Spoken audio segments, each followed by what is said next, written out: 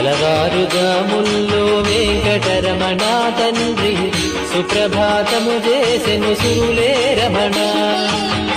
పంచామృతములతో వెంకటరమణ తండ్రి నిత్యాభిషేకములే నిత్యము రమణ.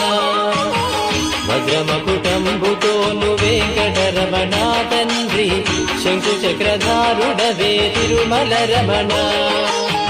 మూడు నామాలతోను వెంకటరమణ తండ్రి ముల్లోకములు ఏడడి మూర్తి విరమణ.